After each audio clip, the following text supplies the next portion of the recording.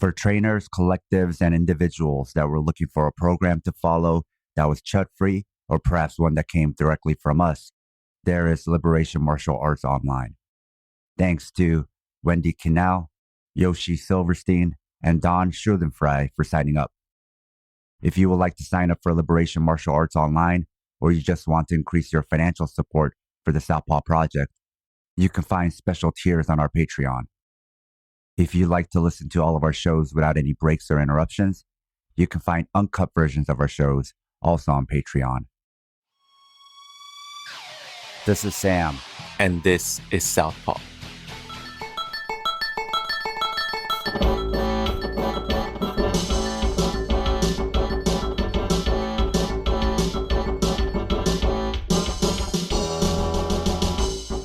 This episode was sponsored by Chad Loader, SH, M. Shelton, Berkshire People's Gym, and New Guy.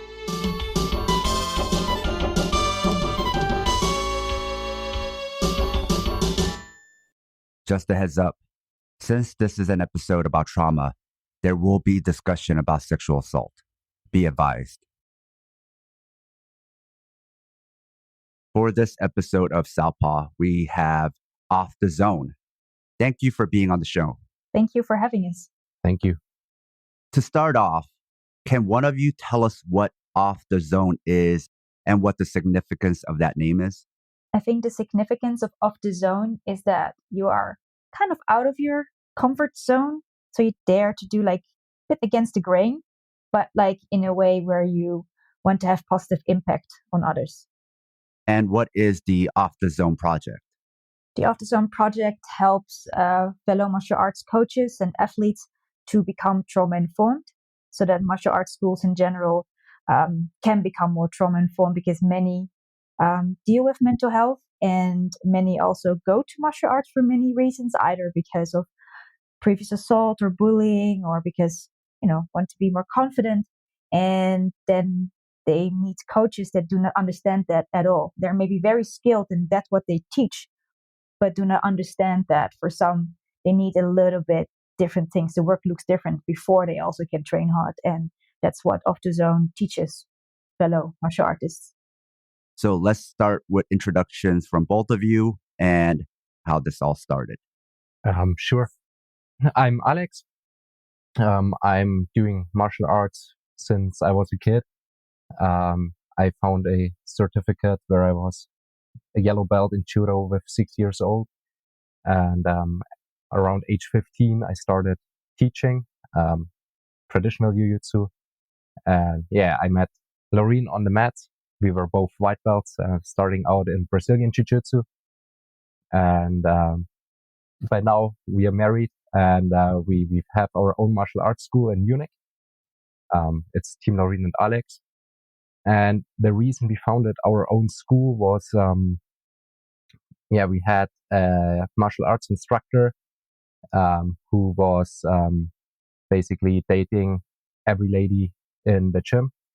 And we didn't want to expose the youth we were already teaching back then to this coach, because we wanted to have them protected when they turn 18. Because, who knows? We don't believe he would have done anything before that, but can never be sure. But especially, when they turn of age. So that's the main reason we founded our own school. And we realized that in the industry, there is a lot of teaching going wrong in so many ways, and so many gray areas. And we wanted to clear that up, and that's why we founded Off the Zone. And even waiting to the age of consent, right? If you knew them from childhood, that in itself is a problem, because there's the grooming involved and also like the power dynamic, even if you're an adult where it's the instructor. There's a lot going on there, right? There's absolutely a lot going on, because he was also definitely harassing me, that he wanted to be between my legs, which I always said no. And especially when Alex and I started dating, for him, it was kind of like a race who comes between my legs first, would really, asked me to go on his seminar tour with him, even though he still had an official kind of girlfriend. He even said like, "Oh, there's this team dinner," which wasn't true, but just to get me like off guard. I used to have my own massage kind of practice, so sometimes people came over and I would just like help them there. It was just like never awkward, and also with the other gender. But one time he kind of invited himself as well and started kissing me, and I kicked him out. And ever since, kind of like the bullying started. And when Alex and I came together, then Alex also became bullied by him because, well, so that's just kind of like where we were like, this is not, we love the art, but we don't love this. So then we just decided as like baby blue belts to just found our own school. So it was a matter of almost survival. Like you were forced into starting your own thing and you had to do it at Blue Belts because ideally you don't want to start a school at Blue Belt. Nope. Well, let me start with this then. Introduce yourself and kind of explain how Blue Belts start an academy. All right. So, well, my name is Laurien, and I have been sexually assaulted when I was a minor. And people were like, "Oh, Laurien, you need to," actually picked and blaming me, but saying like, "Yeah, you need to learn how to defend yourself." And well, I thought, sure, why not? So I started then with at one point Brazilian Jiu Jitsu. And my first coach didn't understand PTSD at all. So he just let these, I'm tiny, and these big guys, he just let them all go over me. I was the only girl. I was weighing like 48 kilo at the time. And I just cried every time on the way back home because it was just too much. It was re-traumatizing. Yeah, in the beginning of jiu-jitsu, you just survive. Like you have no tools really to survive. But that changed when I studied in Oxford, and there that school was just different. I don't think it was necessarily trauma informed, but they just understood that smaller bodies may have different needs. And there I also started with yoga, and my first yoga teacher, she was a trauma informed teacher. And that kind of changed everything and put in seeds for me that I thought, okay, so martial arts or in jiu-jitsu can also be a lot of fun. Then I moved to Munich, and then I met Alex then on the mats, and Alex was then already teaching in a local club traditional jiu-jitsu. And when we got our blue belt, we also started then there already teaching BJJ because he had a lot of upcoming kids and youth, and they really did well in competition. So we already had like a BJJ group, so to speak, that we taught. And since Alex already wanted always to go professional, because he has also done a black belt in traditional jiu-jitsu, like he always wanted that. So when we just felt so bullied, and we're like, no, we can do better. We can create a safe space for women. We as baby blue belts then decided to just take a leap of faith and just do it. What happens when you start a school as Blue Belts? You have to find kind of like a affiliation, somebody to sponsor your school, right? As far as like rankings and all that goes. So how does that work? So I'm originally from the Netherlands, and I started also in the Netherlands. And my brother is now current brown belt in the Netherlands. He was then purple belt, and he said like, why not talk to my head coaches? So we did, and so now our head coach is Kadu Francis. He's based in San Diego, Jiu Jitsu Foundation, and he listened to our story and what we were looking for, and of course also wrote with us. We visited, so it all worked out. He believed in what we stood for, and he also believed in our jiu-jitsu. So yeah, that's it took a while to find the right team for us, and vice versa. But that's in short how we found our head coach. Tell me about, from your experience now that you're teaching and running this program, how common it is for female students to have had a similar experience as you with sexual harassment, whether it's from the instructor or from fellow students. I think unfortunately too often. Of course, I have to say now with Off the Zone, I get many more stories. So also because people sort me out, so I have to add this bias. But still, internationally, there are just so many that have so many stories that are very similar. Like there's like specific patterns that you just see time and time again. So unfortunately, it's more common than we would like. Also, how common is it to come to BJJ or martial arts in general after the trauma has happened? Because the way it's always framed is like, you come here to prevent this, but maybe that's not always the case. My experience is actually quite usually through self-defense courses that can either be BJJ related or like a bit more striking, but often they start with a self-defense course or self-defense training, and then like, okay, cool, I want to continue. But for many, it's still very hard. So what's a common scenario is that they get triggered, they either freeze or they start crying, and then they feel shame. So sometimes they then just get up, go into the locker room, men or kids as well, by the way, but we speak now about women. And there's no, the coach, nobody really knows what to do. Like when there's a physical injury, we usually know what to do, but we don't, most coaches don't when it's kind of, say, a mental first aid situation. And I think that's really what we need. The same when you talk about children on the spectrum, like there are also moments where they need something, right? And if you understand how that works and you can tailor to those needs, you create a very safe and fun training environment. It's often when you have someone who freezes during sparring, say someone is mount on them and the bottom person freezes, then it's often like, oh, toughen up, keep on fighting, you need to get out. But often people don't, like coaches don't take the pause and are like, okay, let's stop right here. Are you okay? What happened? Because especially when it's a new student that can have so many reasons this person froze. And I think, martial arts coaches in general are not aware that it's just not that this person is not tough enough, but that there might be much more behind it. So a lot of coaches and instructors are talking about prevention, not realizing that there's a lot of people already here who are coming here because they've already had trauma and they're just not recognizing it. Yes, plus they are also extremely vulnerable because, I mean, already going to a new school or starting something new is already super scary, regardless of whether you have trauma or not. It's a big step. And then when you have additional baggage, that's just really a lot of work. And especially when you enter a school where coaches see the ladies as their personal dating pools, like they're already extremely vulnerable. So I know many stories where women start in martial art because they experience domestic violence. They are very vulnerable. They get groomed often then by coaches because, they're kind of easy targets, and then they end into the next cycle of abuse. That's like extremely common. It's really sad. And I think that we have to understand that, yes, there are also women that just love fighting and, there's nothing, they don't struggle with their mental health per se, but a lot of women do and are also therefore extremely vulnerable. So I think as a coach, you should be aware of that vulnerability. And we've been using this term, but could one of you define what grooming means? So grooming is when somebody, usually when there's a power imbalance, step by step works, manipulates another person into, in the end, doing what they want, or also in becoming dependent of them.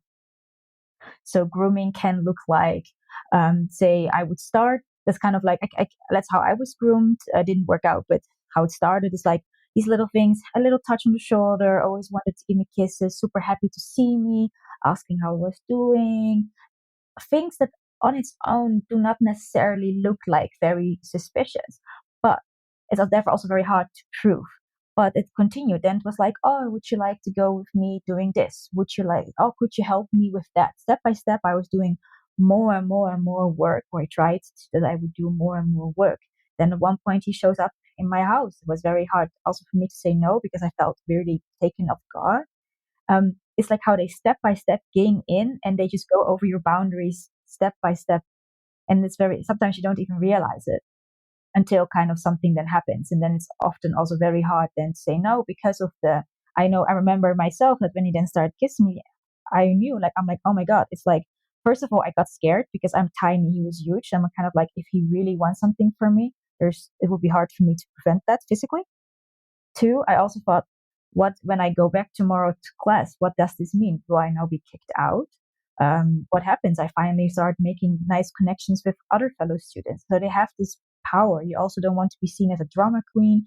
You don't want to, create trouble. And that's all these things that they kind of have over you. And also, the person doing the grooming might not even be aware that what they're doing is grooming. But just because they don't know that it's grooming does not make it okay. And just because they don't know does not mean it's not grooming, right? Because they're not going to say they're a groomer, right? Just like racists don't say they're racist, but that doesn't mean that what they're doing is not racism or what they're doing is not sexual harassment. Yeah, I think even the whether they are aware or not, even if they are aware, but they are like, yeah, but I'm doing nothing wrong. I'm just being nice. So there's the gaslighting. And indeed, it's not important whether they are aware or not. And there's also the big difference between, is it illegal or is it just not acceptable? Is it just wrong? Or like inappropriate. Inappropriate. Thank you.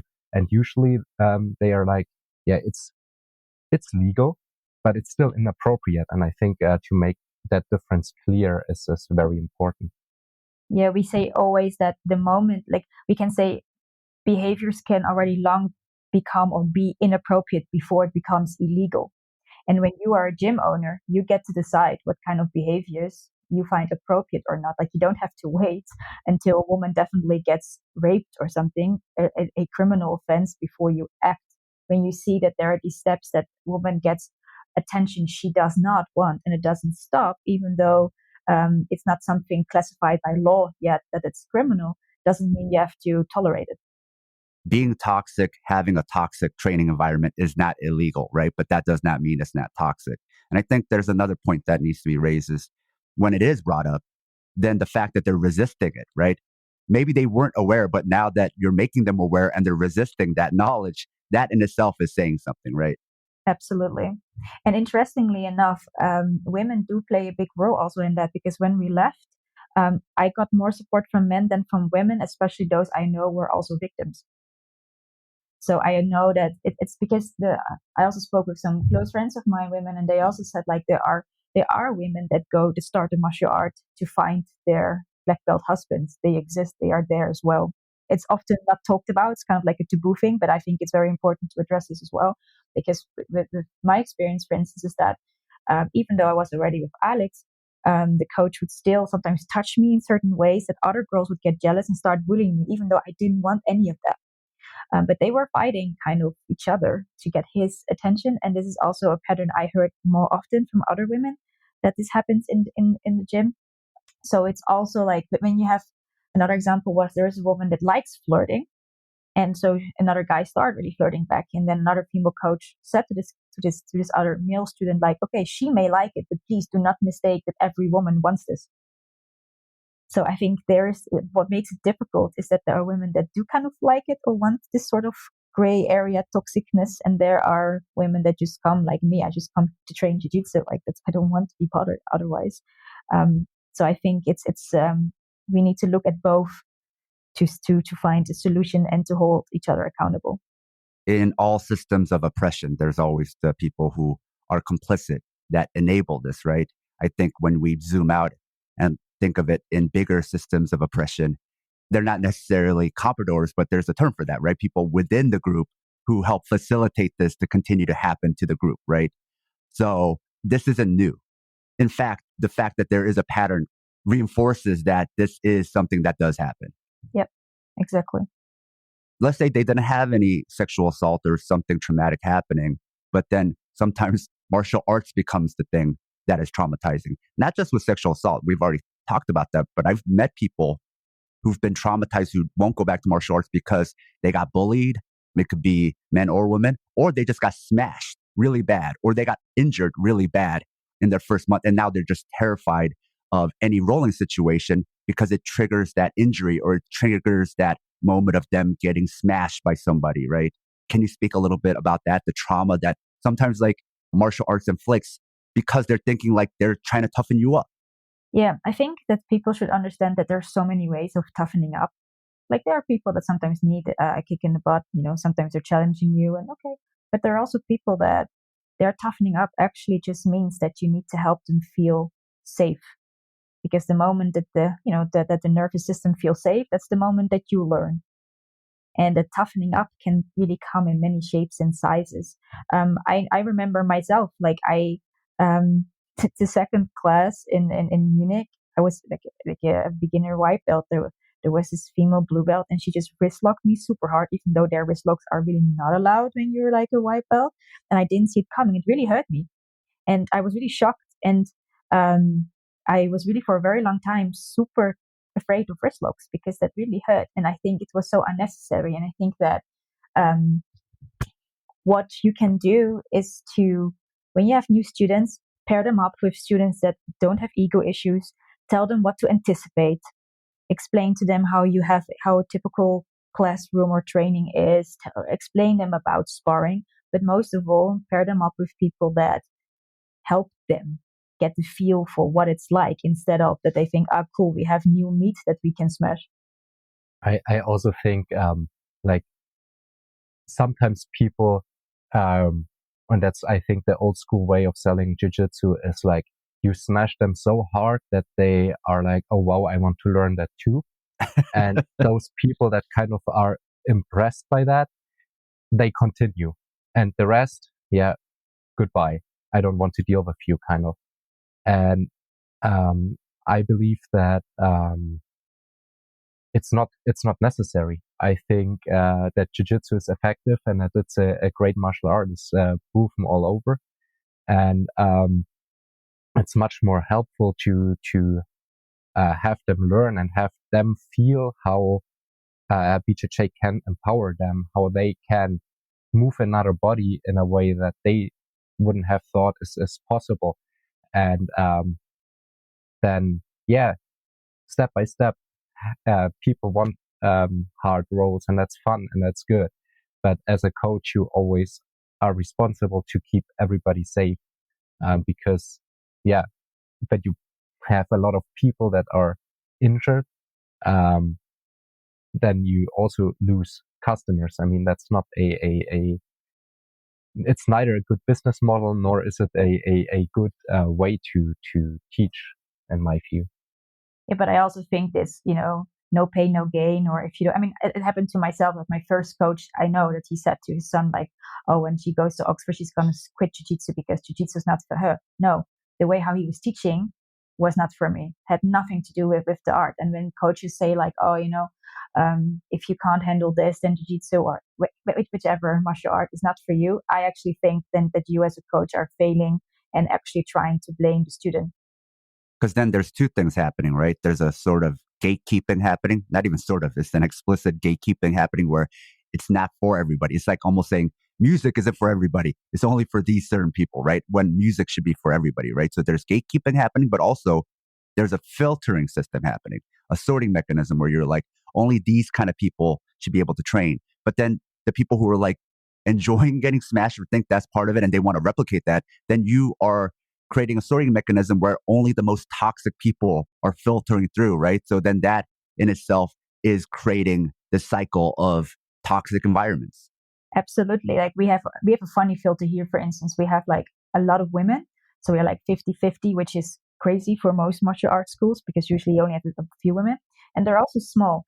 So usually when we get new guys in and they roll with them and they get their butts kicked, either it always hurts their ego, but either they're like, wow, this works, I need to learn this, or they don't come back. So what I also notice that sometimes when I teach and coach, with sometimes new students have issues taking feedback from a female coach, then I also tell them, I said, well, if you have issues with that, then this school may not be the right school for you. Like I'm not blaming, I'm just honest. I said, like, if you think of what you want and what you're also searching for, and usually either they're like, yeah, this is stupid, yes, I want this, I come back, or you don't see them again. And I think that's also fine because then we also don't get the toxic types that I also don't want necessarily in my school. Yeah. Filtering isn't necessarily bad, but you want to filter out the toxic stuff, not filter in only the toxic stuff. Yes. You want to be conscious about who you filter and why. And I think same holds true about how you teach, to hook in where we were before.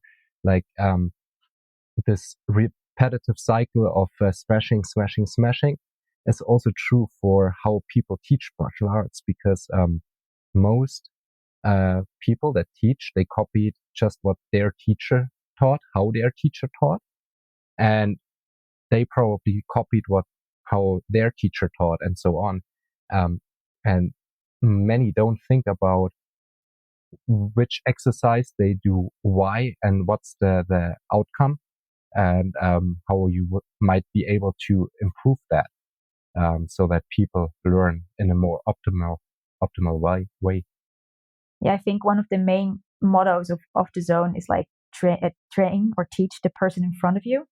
So instead of trying to push on them how we train or what we like to do, like what my AA game would be, we try to help them figure out what their jiu-jitsu looks like, what their striking looks like, how they can express their style. And and it's fun because in our school we have so many different styles, whereas when we go to our head coach San Diego, you can really see that they have this specific style, whereas us, they're free to explore. And then my husband can say more about optimal skill acquisition, how we do that. But it's really like we hardly teach techniques. We have games with constraints, and then they have to figure out their own details, their own ways how to hold an armbar position or how to finish an armbar, instead of us saying step by step how you could do that.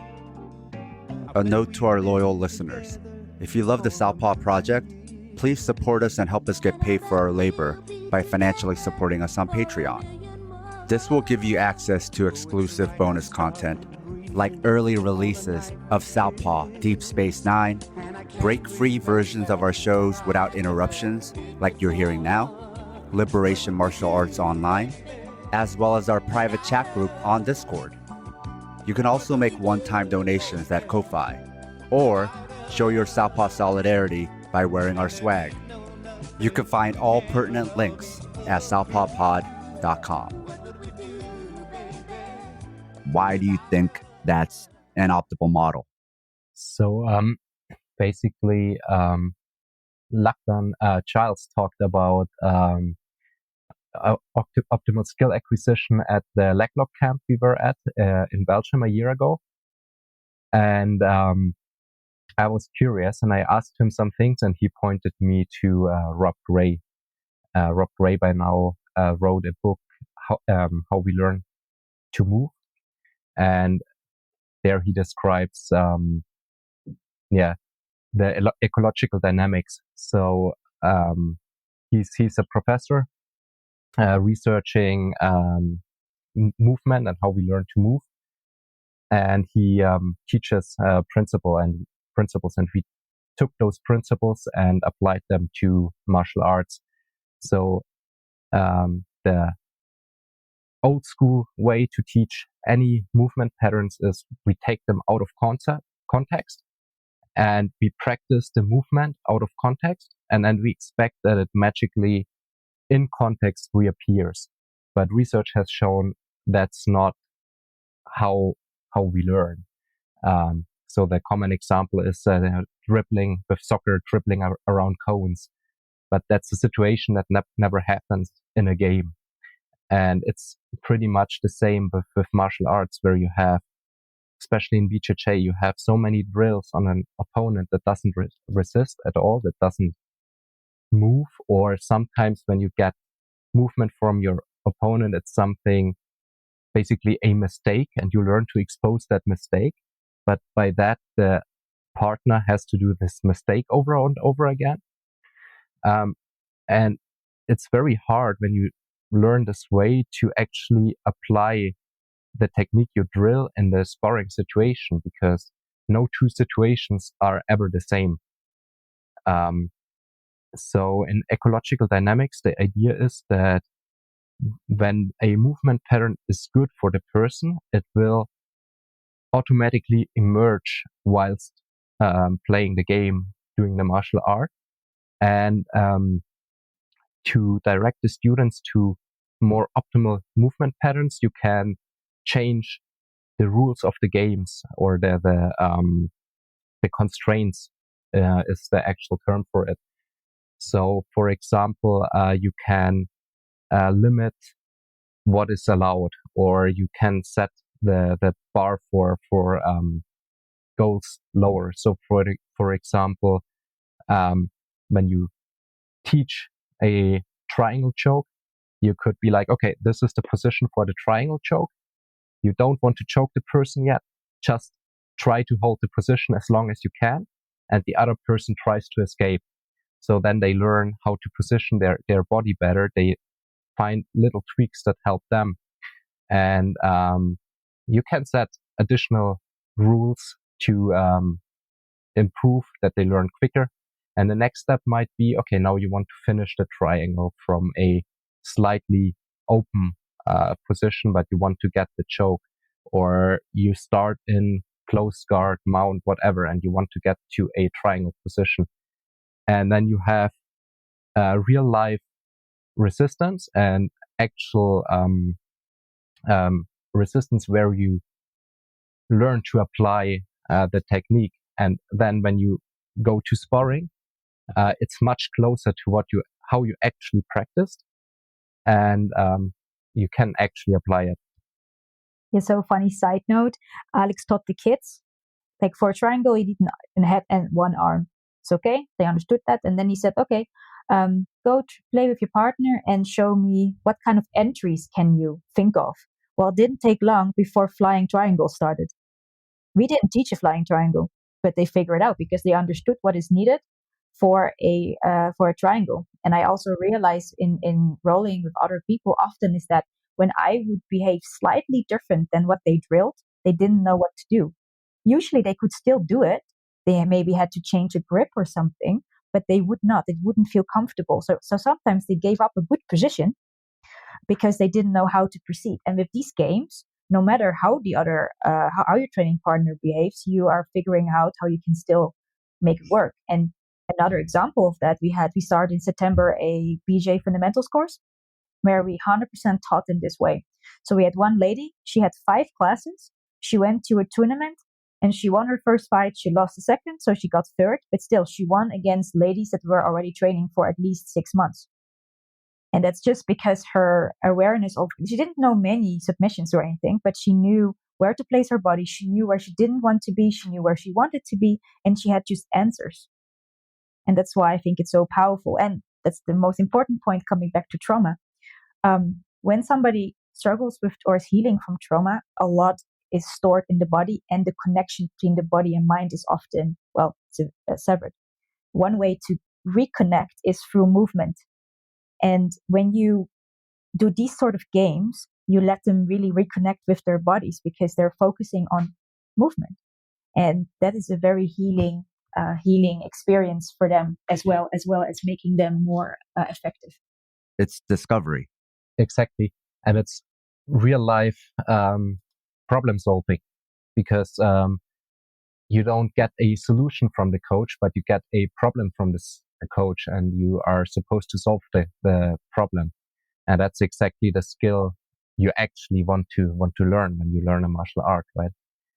And basically it's playing the whole class. It's kind of sparring the whole class, which is a lot of fun for everybody. With drilling, you often see people zoning out, talking about the weather, talking about the weekend, whatever. And they still do the repetitions, but it's mindless repetitions, and mindless repetitions have zero value. So when you put some resistance on and some sparring on, people stay focused on what they are doing, and they get many more effective repetitions. Plus, you work also with the nervous system. So science has also shown that if you want people to learn, so we say that trauma-informed coaching is a prerequisite for optimal skill acquisition, which means they need to feel safe. Now, when we play games, the stakes are low. So we don't get into this fight, flight, hyper arousal, oh, I need to win. So when people stay in this play mode, they're much more open to trying out new things. They don't mind if maybe somebody passes them or taps them. They're like, okay, that didn't work. Let's see if I can fix this. And that also ties in with other science that says that if you want people to remain motivated, they need to kind of feel that 85% should be success and 15% should be failure. Because if it's more, then it's too easy. If it's too much failure, then it is, so to speak, too hard. But when you start with BJJ, I mean, for me, the first months was just only survival, right? So I didn't get a tap. So we need to learn how to define success. Maybe maybe I could escape 2 times before I get tapped. That's success. Maybe I could make one sweep or something. You can kind of do games that also beginners still feel that they are improving, that they are successful, even though they will still get tapped like typewriters, but they realize, oh no, I am actually improving. And in doing that, that makes it, that keeps the nervous system relaxed, so the brain can learn more, and that helps a lot. People also who have burnout or super stress or trauma, but also people that are super happy. Also, this will benefit them greatly. And there's something earlier you said about wrist locks, and I think is a point that we don't want to gloss over. Sometimes there's certain submissions, certain techniques that people got hurt from in the past. Like, let's say leg locks, right? A lot of people approach leg lock teaching like, oh, people are just afraid of it because they don't know it or they don't train it. It's like, no, there might be people who got hurt from it in the past. So it can't just be like the problem is lack of knowledge. You got to also approach it like the person in front of you. Why are they hesitant about leg locks or wrist locks? Like, figure it out, because maybe they got hurt in the past from it. And then you got to address that. You got to at least be cognizant of that. You can't just blame them. It's their ignorance is why they're scared. Exactly, which is again why play is so important. Because, like, for instance, I just have another example to make this point clear. We had Oktoberfest in September, October in Munich, and one of our ladies, she got assaulted there, and she does martial art, and she also felt horrible because she froze. She totally froze. That was her fight, flight. Her response was freezing, and she felt horrible because she's doing a martial art. She's like, why didn't I fight back? So I first also explained to her, like, that is a normal response. It's a response of your nervous system to keep you safe. And it worked because in the end, you got away from it. Nothing bad happened. So it was an okay response. Like, it's fine. But what happened then, somebody grabbed her by the wrist. So then when even another girl she knows, she trusts, gripped her wrist, she just froze and she starts shaking. And I saw that. So I was like, okay, that's something that we definitely at one point need to work on. But first, focus on breathing, getting her back. Then I said, okay, next time I gently held her wrist. And that was already, even though she knew it was coming, that was for her already very hard. And she started to freeze. What is important is that I kind of get her back and get her moving again. So it was still hard, but I got her to move again. So she got a new neural pathway that even when that happened, she can still move. And step by step, it became easier for her to move. So the threat became less of an actual threat. And at one point, you could kind of override it in the amygdala, and it wasn't an issue anymore. So also with leg locks, when somebody really got hurt, like for instance, a year ago, I had my ACL reconstruction operation, not because of leg locks, but I also was kind of like, okay, with leg locks, I have to be careful. So what do? I just play games where the stakes are low, where you just keep moving. Because when you get back into this moving state, that's how you can override your fear response.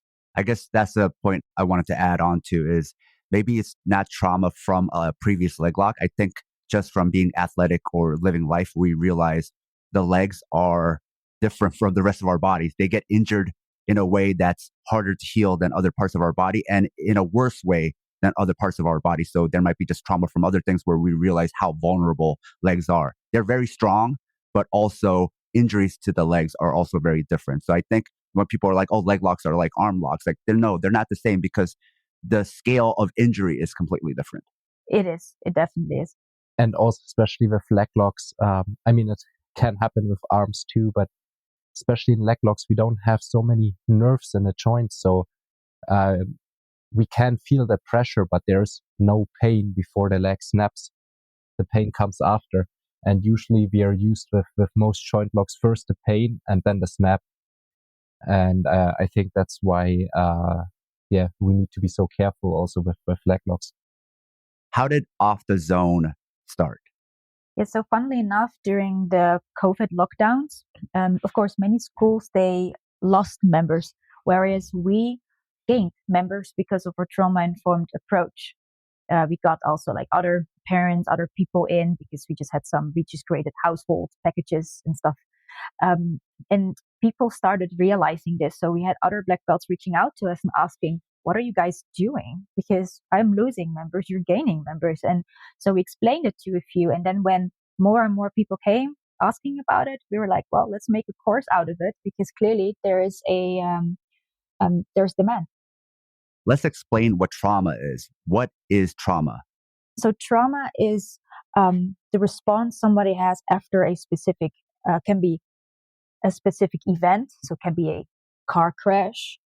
It can also be just active trauma, can be complex trauma when you have somebody like domestic violence, something that keeps on happening. So there are different types of trauma, but it are events that that make our nervous system so dysregulated that we don't really come back into homeostasis. So a metaphor would be when a hare gets chased by a fox and the hare gets away. When the hare is in the safe space, it starts shaking. It gets like the adrenaline out, so it can go back to what we call the parasympathetic nervous system, so they calm down. They're calm again and rest and digest. When they get chased, of course, they go into the sympathetic nervous system. That means that the adrenaline goes, they choose fight, flight, freeze. So the hare chooses flight, so the energy goes to the legs, and boom, it can bring itself to safety. Now, almost everybody will experience traumatic events, whether that leads to PTSD or depression. That depends how well you have how well your coping mechanisms work, and not your fault when you get kind of hung up in this loop. It just means that you didn't get, so to speak, the energy out that is kind of stored in the body. So sometimes also when something happens, it doesn't mean that the next day you have PTSD. Sometimes you kind of feel fine. Actually, only a month later or so, you start realizing that you didn't regulate yourself back to homeostasis. So trauma is your body and your mind thinks that even though what happened is already in the past, they think it's still ongoing. And then what is trauma-informed coaching? Trauma-informed coaching is that you help the student in front of you calming down. So what you do is that when they feel safe, they get out of this fight flight. So they get into the parasympathetic nervous system, and then they're able to work on healing their trauma, for instance, through martial arts, through movement. Because if they don't, if you are continuously in fight flight, you cannot heal. And why is it important for people in the martial arts to be trauma informed, you think? Because many people with trauma are drawn to martial arts. And also it can just happen to anyone. It can happen, like we know that kind of 70% will have experienced traumatic events at least like once in their lives. Doesn't necessarily mean it immediately translates into PTSD, but if you have 100 students, that means more or less 70 people. That's a lot. So even if you say, let's say it's a third only, but still it's a third, it's 30 out of 100. That's a lot. And it can also happen maybe that you have somebody with you already for years, and I don't know, a loved one died. That can be traumatic, and can mean that suddenly they start lashing out, or they are impatient, or they just start to behave differently. Instead of being like, what the hell's wrong with you? A trauma-informed coach would be like, hey, I noticed you're a bit more impatient these days. What's going on? What happened? And it's kind of like you just don't take things immediately seriously. You don't think like, oh, they're assholes to me. No, probably something is going on. And I just think that you just learn to see symptoms when something is going on better. You will learn to ask the better questions so that you also can kind of avoid trauma or explosions of emotion. And you can really, without being a therapist, because I mean, martial art doesn't replace their professional therapy, but you can create a safe space for them where they just can let go for a moment. And when you as a coach understand that, I think so many more people will feel so much safer. Also, people that are just stressed from work or had like a shit day at work, they will feel better. And nobody is immune to trauma, right? Martial arts already has this idea that anybody can get attacked. If you already have that in mind, or you can be paranoid that all these things can happen to you, then why wouldn't they also think trauma can happen to anyone? And then if it can happen to anyone, maybe you should be informed about it.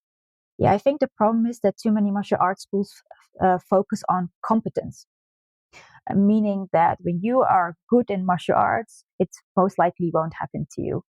I think it's kind of this assumption. I mean, there are enough also like professional MMA fighters that still got raped because they froze, even though they could have easily kicked the guy's ass, right? So something happened there. And I think that the moment that you focus too much on competence and you kind of, your promise is like, when you train with me and you learn martial arts from me, like, that's why I hate words like rape prevention or anti-rape. I'm like, I don't think you necessarily can prevent it, but what you can do is give them tools to work with. You can never guarantee that, and especially not when you do sports martial art, because self-defense is sports, you focus on different things. But yes, it's I think that when you focus too much on competence and then something does happen on the streets or maybe at home or at work, it doesn't even need to be physical.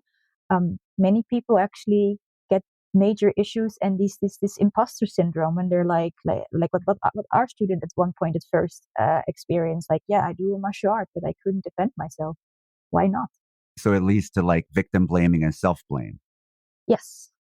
Yeah, and maybe also blaming the coach or the martial arts club or whatever, and not or maybe being ashamed and not even coming back, reaching out and working through that.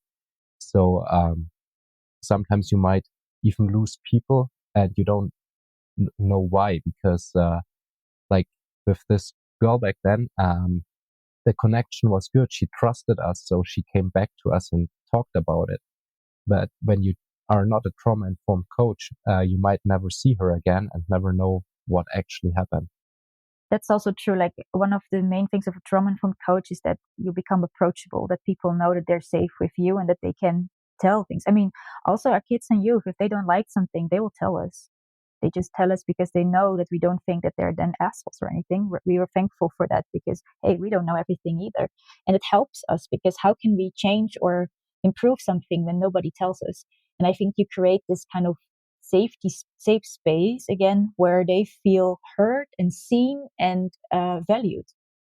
Is trauma-informed coaching something that existed in other practices but was late to the game in martial arts? Yes, absolutely.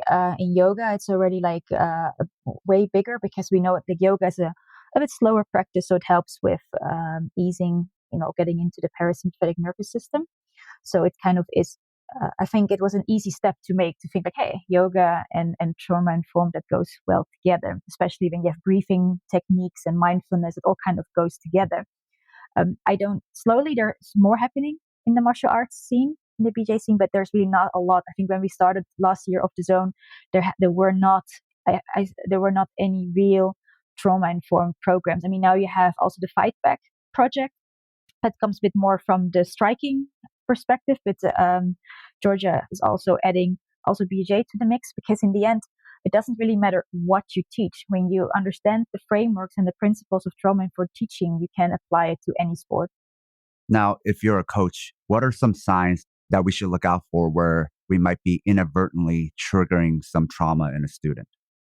So when people have troubles remembering techniques, when you are like, man, I already told you like 10 times, when you realize they have difficulties somehow processing it and then also applying it, then probably their nervous system is kind of overloading. So something is going on. That would be one. Well, if you don't like questions, I mean, usually many martial arts coaches hate what if people. I don't mind them at all, because actually they are actually very, very useful. But if you dismiss people that ask questions, or they ask questions you don't like, when you are dismissive, that does not instill in them the feeling that they can approach you. That would be one. So sometimes I'm kind of like, when nobody really approaches you, that's also a sign that maybe a lot is going on in your school, but you don't even realize it because they don't dare to come to you.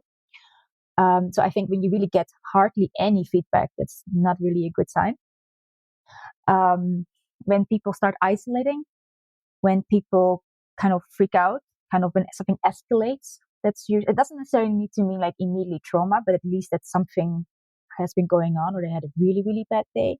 How should we handle that then if they are, let's say, panicking or freezing or crying? Something like that happens, right? So it's already too late. It's happened. How should a coach address that?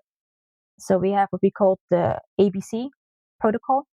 And B would be then that part when a mental first aid situation happens. First, I would make sure they go to a safer spot. If you have only one big mat space, go to a corner.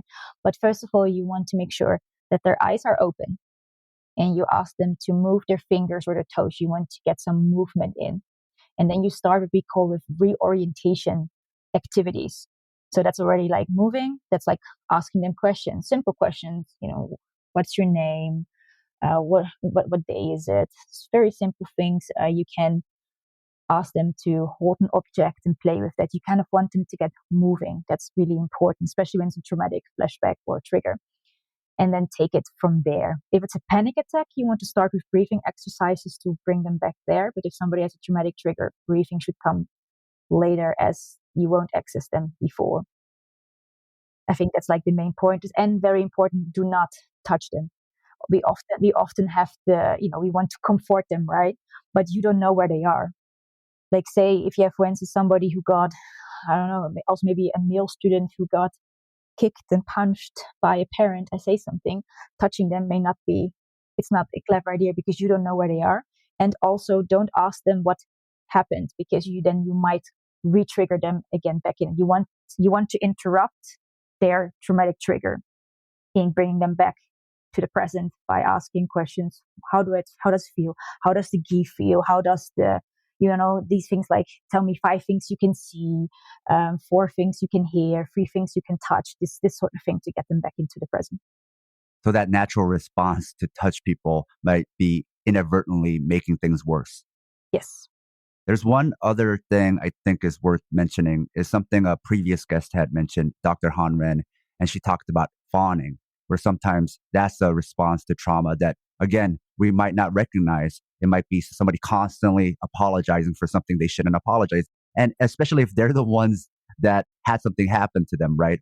Or maybe they're being bullied or harassed, and it looks like they're being receptive to it.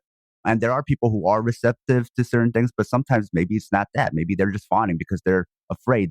Their mind is like, for survival, I have to get in the good graces of the person potentially harming me, right? So people have to be aware that that also is a trauma response, and that is also something that could be easily victim blamed. Oh, you were doing it, you were asking for it. And it's like, no, that's how they cope with trauma and survival. Yes, fawning is the most tricky one, and often that is really deeply rooted in childhood trauma. So often when they were neglected as children, or when there was domestic violence, or this sort of thing. So indeed, pleasing is their main coping response. That's why I also say that when you have a school and really nobody comes to you, and sometimes it doesn't have to be hardcore criticism, but just, give you some feedback, that's usually really not a good sign. And indeed, people that apologize too much, people that kind of always want to say what you want to hear, or they're also often the quiet ones, I definitely pay a lot of attention to them too. Do you think self-defense at large, how it's framed, is traumatizing or problematic? I think it's often victim blaming, because they kind of say, especially women self-defense, it's kind of like, I mean, there some really call it anti-rape, or I also have seen posters where they're like, if you don't do this, then, well, it's kind of your own fault. Like, it's really, there are some crazy things out there. It depends, of course, on the course and what it does, because we also offer women self-defense courses, but what we focus on is how to deal with stress. So we do all kinds of, we don't teach them the perfect technique. We don't focus on that so much at all. We focus about putting them into stressful situations, because the brain doesn't know whether it's a scene, whether something recreated or reality. The brain doesn't really know that. So when it's aroused, you can kind of teach them how to deal with stress. So can you still think under stress? How quickly can you calm down under stress? And I think that is something that you can train, that will increase the chance that you will be able to respond in a self-defense situation. But of course, it's never a guarantee, but it will train them to deal better under stress. I think especially when you do these kind of self-defense courses, it's paramount that you are a trauma-informed coach, because you put pressure on, you increase the stress, of course, step by step, but you need to keep it safe for every person participating. So you need to, make them feel safe and build the connection first. Otherwise, it can indeed be very triggering and potentially traumatizing for the participants. there are many stories where, for instance, often, I don't know why, but often there are male instructors that are teaching female self-defense. And I'm like, you don't know what it's to be a woman. Like, why? Like, I mean, Alex is there too, because he's kind of like the good bad guy, but I'm the head coach. It's very clear what my role, it's very clear what Alex's role is. And I know stories of somebody who just like grabbed the wrist of a woman and said like, yeah, come out. And she could not.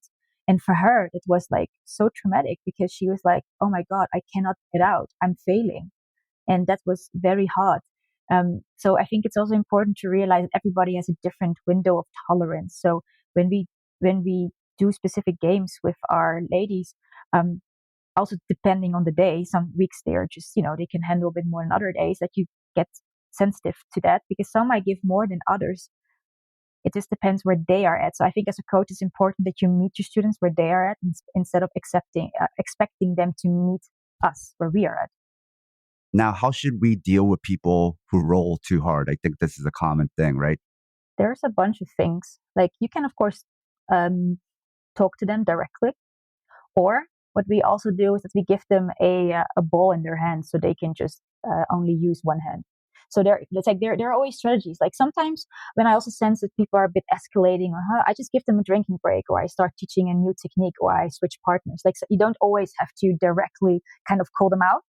You can also kind of play around with these sort of things. So, but other things we also do is that when somebody's using a lot of strength, we just start singing a song, because often they're not even realizing it, right? But then they're panting like crazy, and their red is like as red as tomato.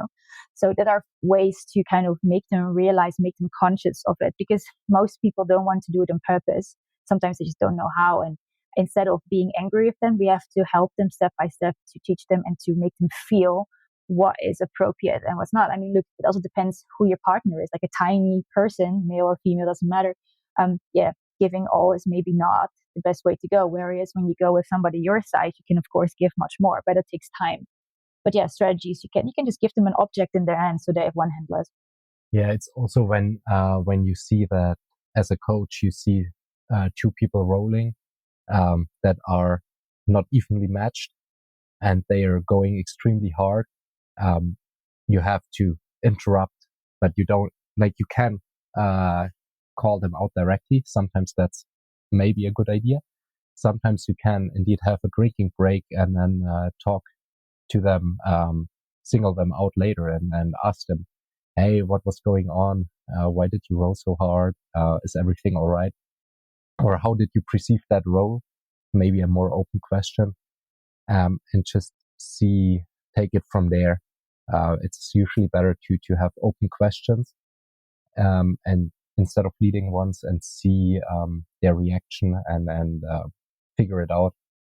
So actually using water breaks in a strategic way instead of just thinking of it as like a sign of weakness where we shouldn't get water breaks, or just using it as something like, okay, it's just time for a break. You could actually get something more productive out of this. Absolutely. It's about interrupting. I think this idea of toughening up by not drinking water is somehow faulty, because we need to be hydrated for our brain and body working properly. And training is all about developing our skills. So when we don't hydrate, our brain won't absorb what we are learning. So training might be not that effective. So I think it's very important to have drinking breaks. Now, what about those who have a lot of anxiety about rolling? How should a coach approach this, and how should the student with anxiety approach this? So I think the first thing, when you are a student and you know, like, oh, I have anxiety or PTSD, go to your coach, and if you know your triggers, tell them your triggers. You don't need to tell them what happened, but just like what may trigger, because it helps the coach a lot in keeping them safe. And also be open about with whom they feel comfortable rolling first. Because usually after a while, when they feel more comfortable, then they will also roll with more other people. Then the next thing is, of course, sparring games. So we have very simple games, like that you stand opposite each other, feet parallel. You have just your hand palms against each other, and you just try to trick each other in making a step, but you want to not do that. It's a balance thing, and you start to feel the body.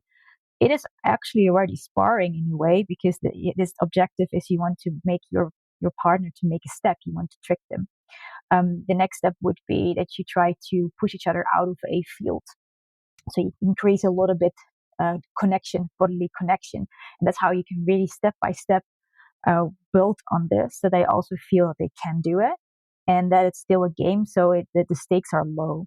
We also, in our classes, we kind of have a lot of sparring games. So they are basically sparring without realizing it. And that's a way how you can do it. But of course, if I know somebody has, there are different types of anxiety that one can have, but I then always want to pair them up with people that are naturally calm, can also let them have the moment of winning something. This is also not every other student, not every partner can do that. So I'm also very specific who trains with whom. If you love the Southpaw Project, become one of our financial supporters. It'll help us supplement the cost of running this project, the incredible time and energy we put into it 7 days a week, and you'll be giving us some breathing room, not only to juggle Southpaw with our day jobs, but also to expand Southpaw into other areas. We can't exist without your contributions. Show your Southpaw solidarity by supporting us at southpawpod.com. Now, for some people, competing can trigger some strong emotional responses and even trauma. Even if you want to compete, it doesn't mean that you don't have those things happening or that it goes away just because you want to compete. So what are approaches from a coaching perspective and even a competitor's perspective to handle this? Asking questions, because what is a nice exercise is when they just write down everything that they fear, what could go wrong, and all the things that could go right if they could compete. And usually what they could all gain from it is that list is bigger. So there are some CBT models, some cognitive psychological models that you can use in coaching, that it all also goes with a belief. I am not afraid of competing, but I'm also nervous as hell, and everything, it's a scary thing. What helps is that when they know that you have their back, that already helps a lot. When they feel they're supported, and also that they know that you don't care whether they win or lose. That's for you, it's about learning, and that's for you, as you as coach, it's about that they widen their window of tolerance, that is already winning. So if you have somebody who finds competing extremely scary up to the point of traumatic, but they know that for you it's not about whether they come home with a medal or not, but just that they dare to do that, that on its own can be so empowering, because you believe in them. And of course, being there on the day and supervising it, and even when it sometimes is that something happens during, but they still did it, and that's how you step by step can build them up if they're ready to it. There's also there are people that in the beginning they're not ready yet, but step by step. That often I find competition is such a great tool for the next step of healing, and or also widening your own window of tolerance. I think we have so many tests in our life, whether it's school, university, at work, we're constantly tested. And so a martial arts tournament should still be fun. Yeah, it's definitely more stressy than being in the gym. But I think we should take as much pressure off our students as we can as coaches. So indeed. But normalize it. Yeah. Normalize it. It's okay to feel nervous. It's okay to feel scared. It's okay that the moment you kind of have to go on a mess that you don't want to. Those feelings are okay and completely normal. When you normalize these things, they're like, okay, I'm not crazy. I'm not, weak. That's already so helpful. Do you think it also helps to replicate a competition, meaning with a student who does have that type of anxiety, especially performing in front of people, maybe have them do a role where the class watches?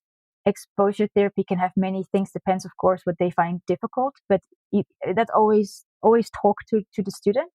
And if they feel safe with your students, then you could try these things. Yes, you can.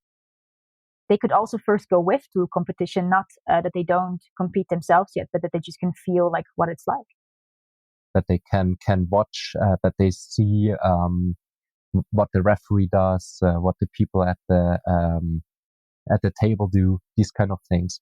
You can also play that through in the gym, that they know what's happening around, when they should step on the mats, because in the beginning it's always like stepping on the mat, then the referee sends the person off again. Then they wave, but then the competitor doesn't realize that now he should go on the mat.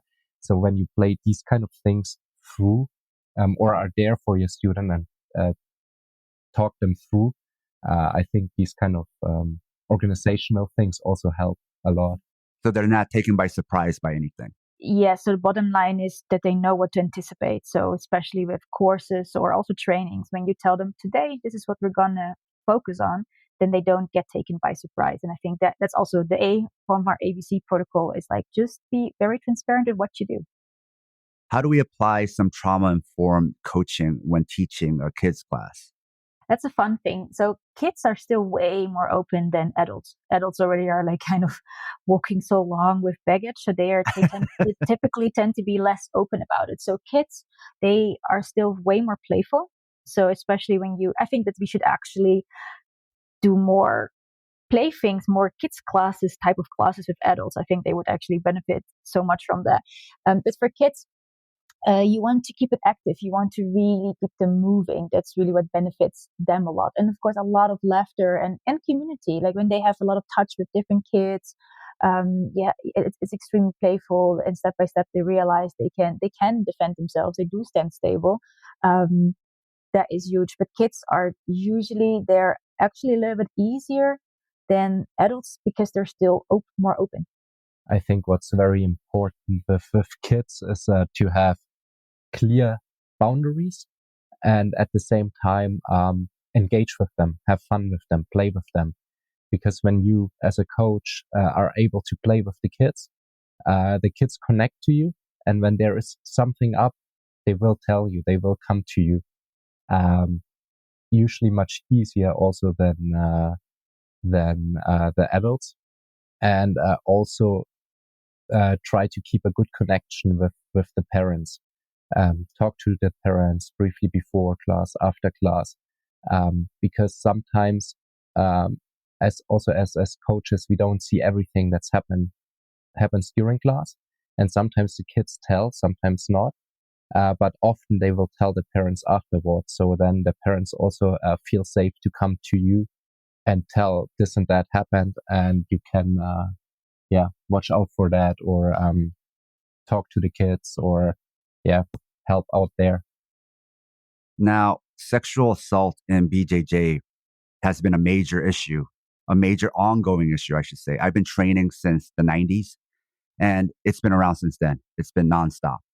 And it's part of a bigger problem of toxic culture that can create the environment for sexual assault. So how can we as a quote unquote community address this? I think it's very important that people don't look away. Like the coach that we left, there were people, they know it, and they found horrible, but they didn't leave. So they're still enabling that just continues, right? So people find it's wrong, but it's apparently not rewarding enough to go away and go elsewhere. And somehow I'm just still thinking, how can it be a bit more rewarding thing to actually stand up for some principles to keep it all safer? So that is, I think the reason is the bargaining is not good enough to actually, go away with people you connect with that you like, because okay, maybe the coach is toxic, but maybe, your gym besties are great. That is one point. Another thing, I think, call it out. If you see something, like what I like is that to become an ally or an upstander. So say you notice, say a guy goes to a woman and you see that she somehow seems a bit uncomfortable, you can just stand there and say, like, hey, what are you guys talking about? Are you, can I join in? Like, it's kind of like a more or less non-intrusive way to kind of check it a little bit out. And also, if you have concerns, go to the coach. If, however, the coach is the problem and that is the only one, so there's nobody above this coach or anything else, sometimes leaving is really the best statement you can do, because when, for instance, there hardly are any women, or at least no high-ranked women, that is some sort of sign. I mean, it's not It's not a guarantee, but it's definitely a sign that something is a bit weird. For individuals, what can they do to protect themselves and their own autonomy in a martial arts setting? I think, of course, informing yourself about what is grooming, what is gaslighting, to be able to recognize this. Because when we left our school, actually only then after we realized how bad it was, like it was even worse than we thought it was when we left. Because when you're so close to it, it's hard to see. What sometimes actually helps is having friends that are not in BJJ or not in martial arts. Because when you tell them stories, for them it's usually easier to be like, what the hell is this? Imagine, would you still behave the same way or look the same way at this person if they wouldn't have this black belt or this world title or whatever? Would you still see them the same way? I think that's a very good exercise, because I think especially in the martial arts, we tend to put people on pedestals and worship them like heroes, and just because they have skills. But those skills shouldn't give them the right to behave like in certain ways. So I think we should try to imagine, would I allow this person to talk to me like that if they wouldn't have that black belt, for example? Just exercise that in our minds, and I think that's often helpful. And also, what if it would have been your wife or your daughter or your sister? Would you also allow somebody treating that like a way? I think often, because it doesn't hurt us directly, we don't tend to care. But if we can indeed have these exercises where we try to imagine, what if it is actually somebody I'm connected to? Would I still be like that?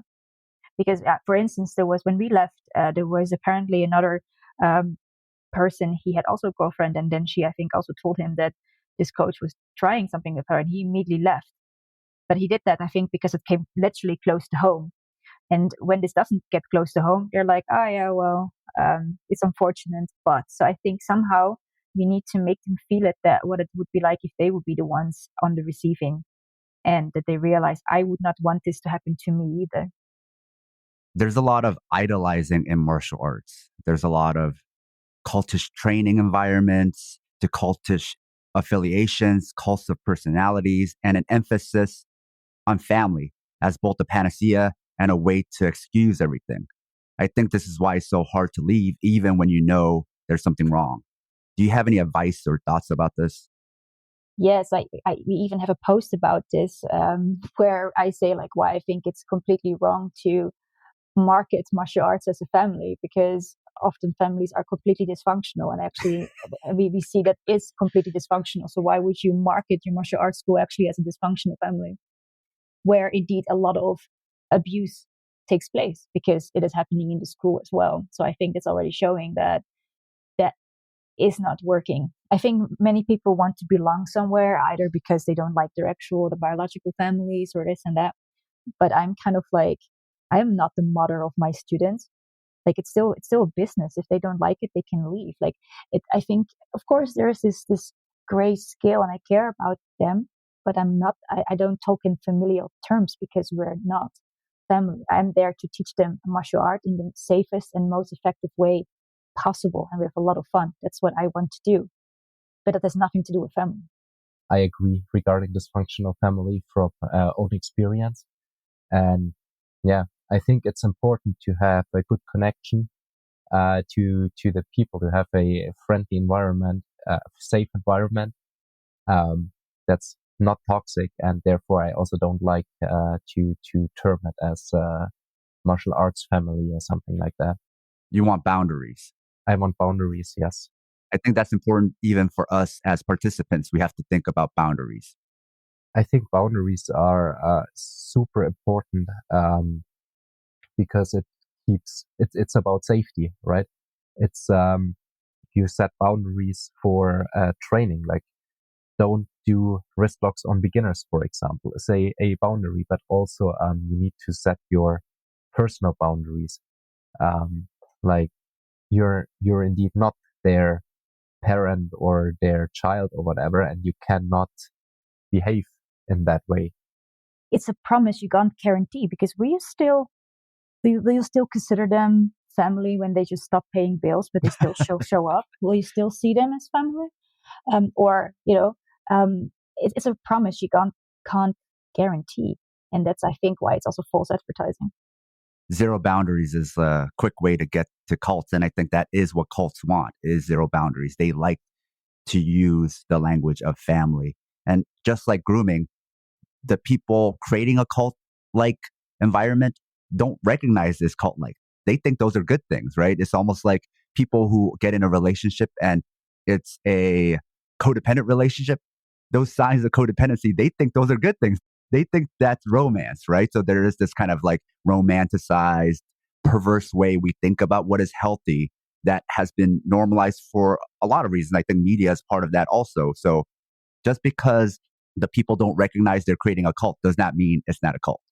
Exactly. Plus this toxic positivity. Like often it's like they don't want drama in the gym, but by ignoring it, you're just creating it, or it will explode way more. Like when you deal with that and address it right away, it can't fester like a wound.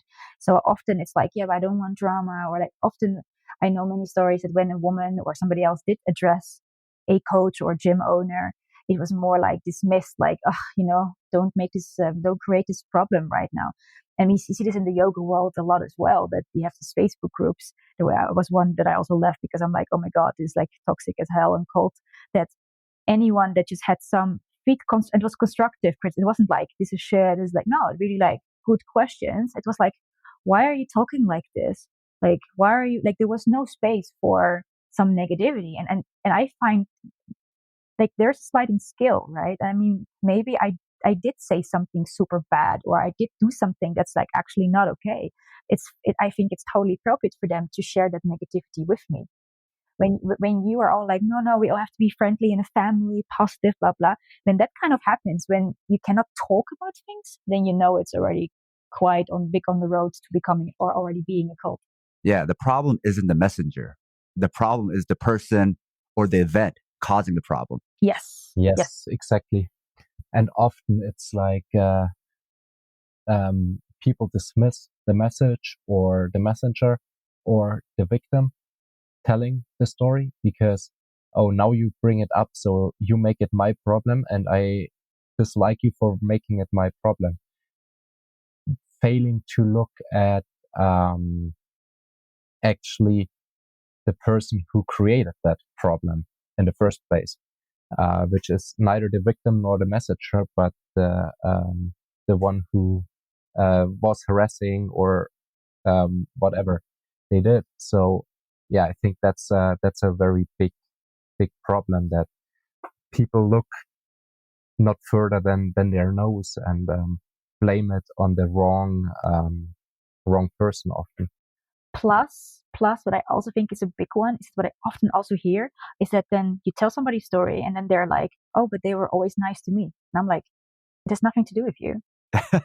Like the fact that somebody's nice to you doesn't mean that person is nice to everyone.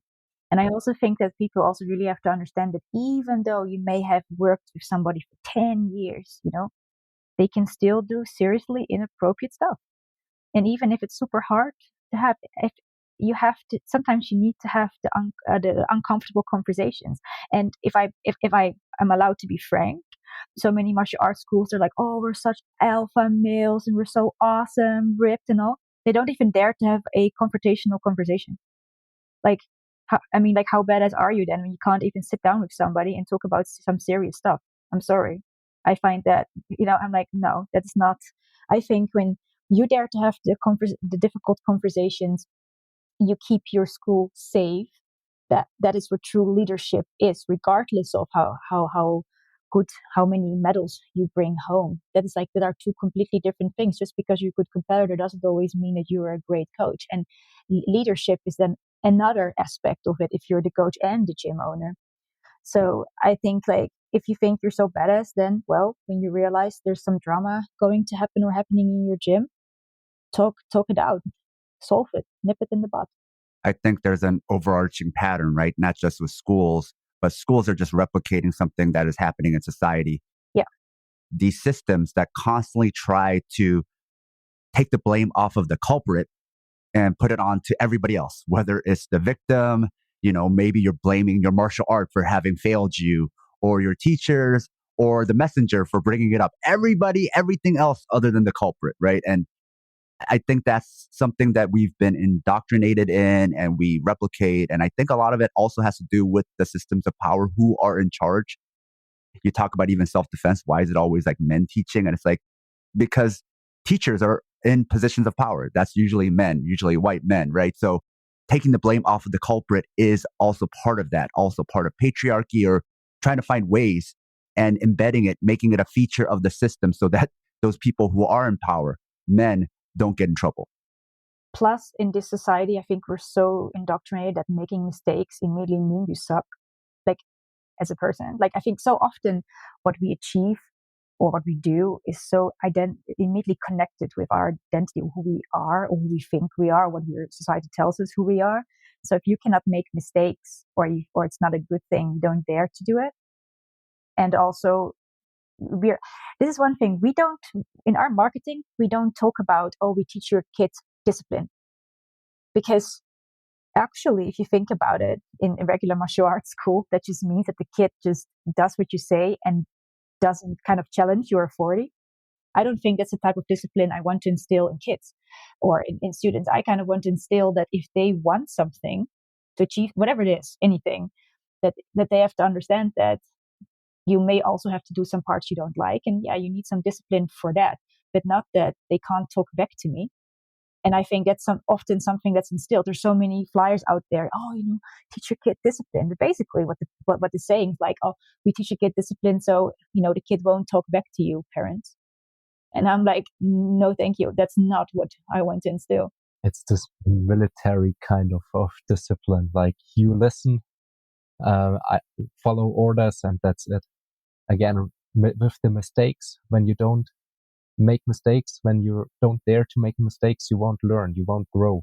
So mistakes are paramount, and I think that's a big problem in our culture, that mistakes are so bad. And as a parent, I don't like anything where they're advertising that they're going to parent for me. It's like, it's my job to parent, right? If my kid is acting some kind of way, tell me, right? And then it's something I want to address.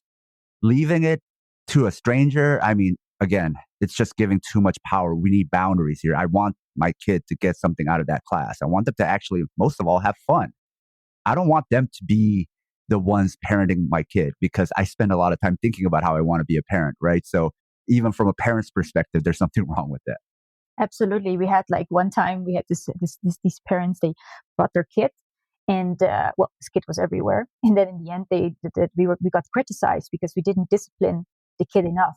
Where also Alex then said, yeah, well, discipline, whatever, I mean, their definition of discipline starts at home, right? And also, if I can discipline a kid, but that kid is not going to want to come back, right? Because in the end, it's about fun, and that you, like I said, we have boundaries. We explain to them that basically we don't have many boundaries really, but we also explain to them the boundaries are there to keep everybody safe. It's not punishment. It's just about that we keep each other safe and therefore can train hard and have a lot of fun.